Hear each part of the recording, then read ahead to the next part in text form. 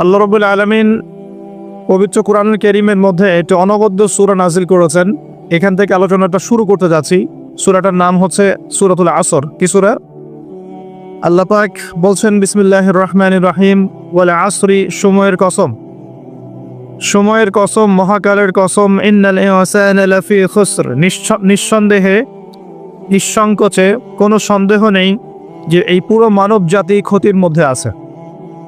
ইল্লাল্লাযীনা আমানু, তবে তারা নয়, তারা ব্যতীত যারা ঈমান এনেছে, ওয়া আমিলুস সলিহাত, এবং সতামল সম্পাদন করেছে, ওয়া তাওয়াসাউ বিল হাক্কি, পরস্পরকে সত্যের উপদেশ দিয়েছে, ওয়া তাওয়াসাউ বিস সাবর, এবং পরস্পরকে ধৈর্যের উপদেশ দিয়েছে। আল্লাহ রাব্বুল আলামিন বলছেন সময়ের কসম। সময়ের কসম আল্লাহ পাক কেন করলেন? তার আগে আমরা একটু জেনে নেই যে আল্লাহ পাক কি কসম করতে পারেন কিনা। উত্তর হচ্ছে হ্যাঁ, আল্লাহ রাব্বুল আলামিন তার সৃষ্টির কসম করতে পারেন, কিন্তু সৃষ্টি হিসেবে আমাদের জন্য জায়েজ নেই যে আমরা আল্লাহ ছাড়া অন্য কারো নামে কসম করব। নবী সাল্লাল্লাহু আলাইহি ওয়াসাল্লাম বলেছেন, মান হালাফা বিগাইরি ইসমিল্লাহি ফাকাদ কাফারা, কেউ যদি আল্লাহ ছাড়া অন্য কারো নামে কসম করে বা শপথ করে, সে যেন কুফরি করলো। কি করলো? আমরা যদি কসম করতেই চাই, শপথ করতেই চাই, তাহলে আল্লাহর নামেই কসম করতে হবে। আর আল্লাহর নামে কসম করলে অবশ্যই কসম পূরণ করতে হবে, শপথ পূরণ করতে হবে। যদি পূরণ না করি কাফফারা দিতে হবে, কমপক্ষে 3টা রোজা রাখতে হবে। আল্লাহ পাক তার সৃষ্টির নামে কসম করে থাকেন। যেমন আল্লাহ পাক বলেছেন ওয়া তিন ফলের কসম, ওয়া জাইতুন, জাইতুনের কসম। 3 ফল খেয়েছেন কখনো? জাইতুন ফল দেখেছেন? জাইতুনের তেল সম্পর্কেও হাদিসে আসছে এটা বরকতময় তেল। জাইতুনের তেল বরকতময়, এটাকে খেতে বলা হয়েছে, গায়ে ব্যবহার করতেও বলা হয়েছে। ওয়া তুরি সিনিন, আল্লাহ পাক তুর পাহাড়ের কসম করেছেন, সিনাই পর্বতের কসম করেছেন। ওয়া হাযাল বালাদিল আমিন, এই পবিত্র শহরের কসম বলতে আল্লাহ পাক মক্কার কসম করেছেন। এরকম প্রচুর কসম আল্লাহ পাক কোরআনে করেছেন। স্পেশালি আম্মা পারা, যেটা আমরা বলি 30তম পারা, এই পারায় প্রচুর শপথ আপনি দেখতে পারবেন। ওয়া দুহা, দ্বিপ্রহরের কসম, ওয়াল লাইল, রাতের কসম। ঠিক আছে?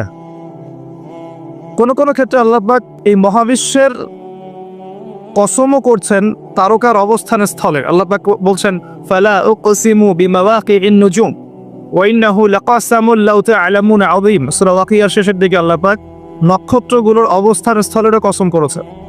কোন কোন ক্ষেত্রে আল্লাহ পাক নিজেরও কসম করেছেন, ফালা ওয়া রাব্বিক, কখনো নয়, তোমার রবের শপথ করে বলছি, তোমার রবের শপথ করে বলছি। মানে আল্লাহ পাক নিজেই নিজের কসম করছেন যে ফালা ওয়া রাব্বিকা, কখনো নয়, তোমার রবের কসম করে বলছি, তারা মুমিন হতে পারবে না যতক্ষণ পর্যন্ত তোমাকে হে নবী মুহাম্মদ সাল্লাল্লাহু আলাইহি ওয়াসাল্লাম তাদের মধ্যে অমীমাংসিত বিষয়ে তোমাকে ফয়সালাকারী রূপে গ্রহণ না করছে। এখানে আল্লাহ পাক নিজের কসম করছেন। তো আল্লাহ রাব্বুল আলামিন আল কোরআনে বহু কসম করেছেন, আর এটা প্রত্যেক বুদ্ধিমান শ্রোতাই বুঝে ফেলবেন। আল্লাহ পাক যখন যে বিষয়ের কসম করেন, নিঃসন্দেহে সেটা সবচেয়ে গুরুত্বপূর্ণ বিষয় হবে, তাই নয় কি? আল্লাহ পাক এখানে সময়ের কসম করছেন, মানে সময়টা আমাদের জীবনে খুবই ইম্পর্টেন্ট একটা জিনিস। সত্যি কথা বলতে আমাদের লাইফের সবচেয়ে ইম্পর্টেন্ট জিনিস হচ্ছে কি? টাইম বা সময়। আমরা যখন মায়ের গর্ভে ছিলাম এবং আমাদের বয়স ছিল 4 মাস 10 দিন, তখন আল্লাহর পক্ষ থেকে একজন ফেরেশতা এসেছিলেন, এসে মায়ের গর্ভে রূহটাকে ফুঁকে দিয়েছেন এবং 4টা বিষয় লিখে দিয়েছেন। 1 নম্বর, এই গর্ভের সন্তানের হায়াত কতটুকু হবে। 2 নম্বর, তার রিজিক কি কি হবে। 3 নম্বর, সে সৌভাগ্যবান হবে না দুর্ভাগ্যবান হবে। 4 নম্বর, সে দুনিয়াতে কি কি আমল করবে। এই 4টা বিষয় লিখে দেওয়া হয়েছে। এর মধ্যে সবচেয়ে ইম্পর্টেন্ট বিষয় হচ্ছে হায়াত, সময়, সে কতদিন বাঁচবে। হায়াতের মধ্যে বরকত হয়, কিন্তু আল্লাহ পাকের নির্ধারিত হায়াত কিন্তু বাড়েও না কমেও না। আল্লাহ পাক যে সময় নির্ধারণ করেছেন, এই সময়টুকুই আমাদের দুনিয়ার হায়াত। আল্লাহ পাক নির্ধারণ করে বলেছেন লিয়াবলুয়াকুম আইয়ুকুম আহসানু আমালা। এই হায়াত মওত সৃষ্টি করার বিষয়টা হচ্ছে আল্লাহ পাক দেখতে চান দুনিয়াতে তোমাদের মধ্যে কাজে কে শ্রেষ্ঠ, কাজে কে উত্তম, আহসানকে, কাজে সেরাকে। আল্লাহ পাক দেখতে চান না আমলের মধ্যে এভারেজকে, গতানুগতিককে। আল্লাহ পাক দেখতে চান আমলের শ্রেষ্ঠকে। কবির মানে বড়, আকবর মানে সবচেয়ে বড়, সগীর মানে ছোট, আসগর মানে আরো অনেক ছোট, হাসান মানে হচ্ছে ভালো, উত্তম, আহসান মানে সবচেয়ে ভালো, বেস্ট ওয়ান। আল্লাহ পাক দেখতে চান লিয়াবলুয়াকুম আইয়ুকুম আহসানু আমালা, তোমাদের মধ্যে দুনিয়াতে আমলে আহসানকে আল্লাহ পাক এভারেজ মুসলিম দেখতে চান না, এক্সেপশনাল মুসলিম দেখতে চান। আমি কি বোঝাতে পারছি? এই জন্য আল্লাহ পাক হায়াত ও মৌত সৃষ্টি করেছেন এবং দুনিয়ার জীবনটা আমাদেরকে উপহার দিয়েছেন। আরেকটা উদ্দেশ্য হচ্ছে আল্লাহ পাক দেখতে চান এই কারাগারের জীবনে আমলের শ্রেষ্ঠকে এবং কে আল্লাহ পাকের বিধানগুলো মেনে চলে, এবং কারা কারা আল্লাহ পাকের জমিনের মধ্যে তার খেলাফতের দায়িত্ব পালন করে। আমরা কিন্তু আল্লাহর খলিফা। আমরা কি আল্লাহর খলিফা? আমাদের পিতাকে আল্লাহ পাক সৃষ্টি করেছিলেন পৃথিবীতে আল্লাহর খলিফা হিসাবে। আল্লাহর খলিফার কাজ কি? শুধু ইবাদত করাই খলিফার কাজ নয়। আল্লাহর খলিফার কাজ হচ্ছে আল্লাহ পাকের জমিনের মধ্যে ন্যায় বিচার প্রতিষ্ঠা করা, আল্লাহর বিধান প্রতিষ্ঠা করা। এটা আল্লাহর খলিফার কাজ। যদি পৃথিবীতে আমরা আল্লাহ পাকের বিধান প্রতিষ্ঠা না করে শয়তানের বিধান প্রতিষ্ঠা করি, তাহলে আমরা আল্লাহর খলিফা থাকবো না, শয়তানের খলিফা হয়ে যাব। আমি কি বুঝাতে পারছি? আল্লাহ পাক দুনিয়ার এই কারাগারের জীবনটাতে আমাদেরকে নির্ধারিত সময় দিয়েছেন, ওয়ালা আসরির সময়ের কসম। আরেকটা অর্থ এখান থেকে নেওয়া যায়, সেটা হলো আল্লাহ পাক সময়ের কসম করে আমাদেরকে মূলত অতীতকালের দিকে তাকাতে বলছেন। কোন দিকে? অতীতের দিকে। কোরআন খুললে আপনি দেখবেন, আমার সামনে যে কিতাব আছে আল্লাহ পাকের কিতাব আল কোরআনুল কারীম, এই কোরআনুল কারীমকে আপনি তিনটা ভাগে ভাগ করতে পারবেন। একটা অংশে গিয়ে দেখবেন এখানে আছে হুকুম আহকাম, কি করা যাবে কি করা যাবে না, কি করতে হবে কি করতে হবে না। দ্বিতীয় অংশে গিয়ে আপনি পাবেন আল্লাহ রাব্বুল আলামিনের তাওহীদ, তাওহীদ, রিসালাত, আখিরাত, এই বিষয়টা পাবেন। আল্লাহ এক, মুহাম্মদ সাল্লাল্লাহু আলাইহি ওয়াসাল্লাম শেষ নবী, এবং আখিরাত, এর পরের জীবন, এর ধাপগুলো, হিসেব নিকেশ, জান্নাত জাহান্নাম, এগুলো পাবেন। আরেকটা অংশে গিয়ে আপনি পাবেন ইতিহাস। কি পাবেন? ইতিহাস, পূর্ববর্তী নবীগণের ইতিকথা পাবেন। একদম আদম আলাইহিস সালাম থেকে শুরু করে শেষ নবী মুহাম্মদ সাল্লাল্লাহু আলাইহি ওয়াসাল্লাম পর্যন্ত পুরো হিস্ট্রি আপনি কোরআনে পাবেন ইনশাআল্লাহ। আল্লাহ পাক ওয়াল আসরি বলে আমাদেরকে একটু পিছনের দিকে তাকাতে বলছেন, একটা জিনিস লক্ষ্য করতে বলছেন। সেই জিনিসটা কি? সেই জিনিসটা হচ্ছে আল্লাহ পাক লক্ষ্য করতে বলছেন যে আদম আলাইহিস সালাম থেকে শুরু করে শেষ নবী পর্যন্ত, বলেন মুহাম্মদ রাসূলুল্লাহ সাল্লাল্লাহু আলাইহি ওয়াসাল্লাম পর্যন্ত আল্লাহ পাকের একটা কমন সুন্নত দেখা যাচ্ছে। কমন সুন্নত, সাধারণ সুন্নত। কি সুন্নত? প্রত্যেক যুগে যুগেই যারা আল্লাহ পাকের বিধান মেনেছে, তার নবীর আনুগত্য করেছে, আল্লাহ পাক সেই মুমিন মুসলিম বান্দাদেরকে দুনিয়াতেও নাজাত দিয়েছেন, পরকালেও জান্নাত দিয়েছেন। ঠিক আছে কথা? আচ্ছা, আরেকটা সুন্নত হচ্ছে প্রত্যেক যুগে যুগে আদম থেকে নিয়ে শুরু করে মুহাম্মদ সাল্লাল্লাহু আলাইহি ওয়াসাল্লাম পর্যন্ত প্রত্যেক যুগে যুগেই যে বা যারাই আল্লাহর কথা শোনে নাই, আল্লাহর বিধান মানে নাই, তার নবীর আনুগত্য করে নাই, আল্লাহ পাক দুনিয়াতেও ধ্বংস করেছেন, আখিরাতেও ধ্বংস করেছেন। এই সুন্নতটা ইতিহাসে একদম কমন। আমি এক্সাম্পল দিয়ে বোঝাচ্ছি। নূহ আলাইহিস সালামের যুগে চলে যান, একটু খেয়াল করে দেখেন, 950 বছর দাওয়াত দেওয়ার পরে মাত্র 40টা বা 80টা পরিবার ইসলাম কবুল করেছে।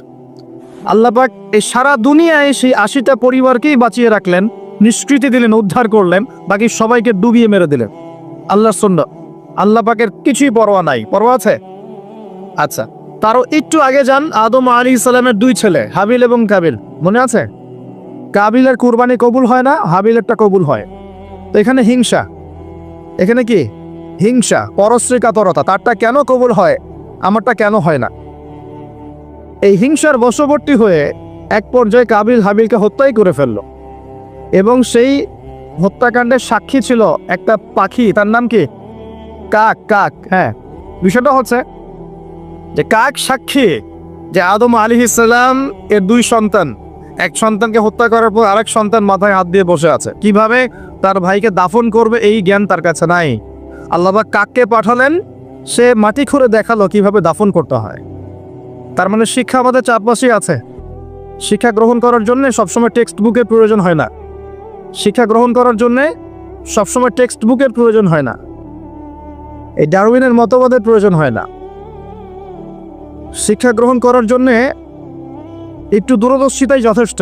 বহু মানুষ এই পৃথিবীতে বেঁচে আছেন যাদের অক্ষর জ্ঞান নাই, লিটারাল জ্ঞান নাই, কিন্তু তারা অনেক বেশি অভিজ্ঞতা সম্পন্ন আছেন না? আচ্ছা, এমনকি আমাদের প্রিয় নবী মুহাম্মদ রাসূলুল্লাহ সাল্লাল্লাহু আলাইহি ওয়াসাল্লাম কিন্তু এই আক্ষরিক জ্ঞান আলিফ বা তা সা এর লিখতে পড়তে জানতেন না। এটা কি আপনারা জানেন? আল্লাহ পাক তাকেই শেষ নবী করেছেন এবং আমরা তাকে বলি তিনি উম্মি। উম্মি মানে হচ্ছে অক্ষর জ্ঞানহীন। কিন্তু এই পৃথিবীর সবচাইতে জ্ঞানী মানুষ, ইতিহাসের শুরু থেকে শেষ পর্যন্ত সবচাইতে জ্ঞানী মানুষ হচ্ছেন মুহাম্মদুর রাসূলুল্লাহ সাল্লাল্লাহু আলাইহি ওয়াসাল্লাম। অক্ষর জ্ঞানী সবকিছু নয়। সিগনেচার করতে পারলেই এই আপনার একটা জাতি জ্ঞানী হয় না।